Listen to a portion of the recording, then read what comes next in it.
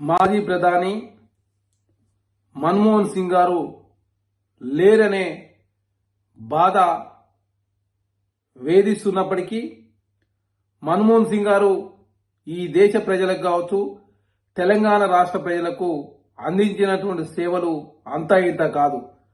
తెలంగాణ రాష్ట్రం సిద్ధించే నాటికి ప్రధానమంత్రిగా మన్మోహన్ సింగ్ గారు ఉన్నారు. అదే కాకుండా తెలంగాణ రాష్ట్రం ఏర్పాటులో మన్మోహన్ సింగ్ గారి పాత్ర ఎనలేంది. తెలంగాణ రాష్ట్ర ప్రజల తరఫున మన్మోహన్ సింగ్ గారి ఆత్మకు శాంతి చేకూరాలని చెప్పేసి మనస్ఫూర్తిగా కోరుకుంటూ, మన్మోహన్ సింగ్ గారు 1932 సెప్టెంబర్ 26వ తారీఖున మా పంజాబ్, ఇప్పుడు అది పాకిస్తాన్ దేశంలో ఉన్నది. అదే కాకుండా మన్మోహన్ సింగ్ గారికి 2 కుమార్తెలు ఉన్నారు.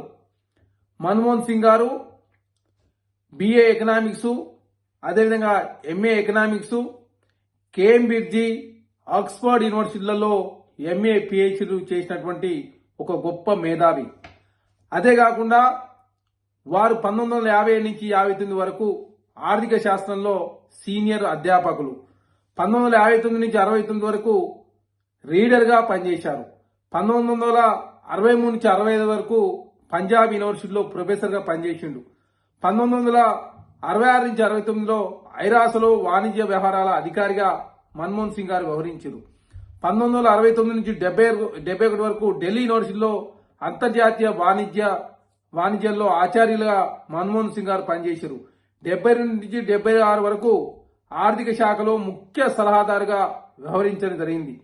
1976 నుంచి 80 వరకు RBI డైరెక్టర్గా, అదే కాకుండా IDBI డైరెక్టర్గా, ఏషియన్ అభివృద్ధి బ్యాంకు భారత్ విభాగం గవర్నర్గా, IBRD భారత విభాగం గవర్నర్గా, 1982 నుంచి 85 వరకు RBI గవర్నర్గా, 91 నుంచి 96 వరకు కేంద్ర ఆర్థిక శాఖ మంత్రిగా పనిచేసిన వ్యక్తి మన్మోహన్ సింగ్ గారు.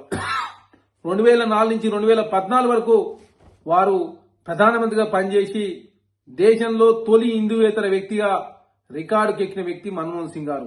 వారి ఆయనలో బీసీలకు, ఓబీసీలకు 27% రిజర్వేషన్ కల్పించిన వ్యక్తి మన్మోహన్ సింగ్ గారు.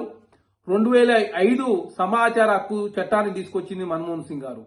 అదే కాక NRJ స్కీమ్ తీసుకొచ్చిన వ్యక్తి మన్మోహన్ సింగ్ గారు. అదే కాకుండా 1980లో పద్మ విభూషణ్ ప్రదానం చేయడం జరిగింది. వారు ప్లానింగ్ బోర్డు డిప్యూటీ చైర్మన్ గా పనిచేసిన వ్యక్తి. రోజుకు 18 గంటలు కష్టపడి ఈ దేశంలో ఆర్థిక సంస్కరణలు తీసుకొచ్చిన వ్యక్తి మన్మోహన్ సింగ్ గారు. అదే కాకుండా వారు 2015లో ఇందిరాగాంధీ శాంతి బహుమతి అందుకున్నారు. 1993, 94 ఉత్తమ ఆర్థిక మంత్రిగా యూరోమనీ అవార్డు అందుకున్నారు.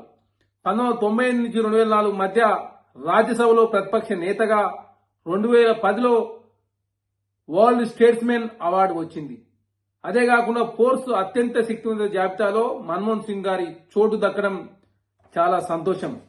మన్మోహన్ సింగ్ గారు అనునిత్యం ఈ దేశ ప్రజల కోసం 92 సంవత్సరాల కాలం పాటు నిత్యం ప్రజల కోసం 18 గంటల పాటు కష్టపడిన వ్యక్తి మన్మోహన్ సింగ్ గారు.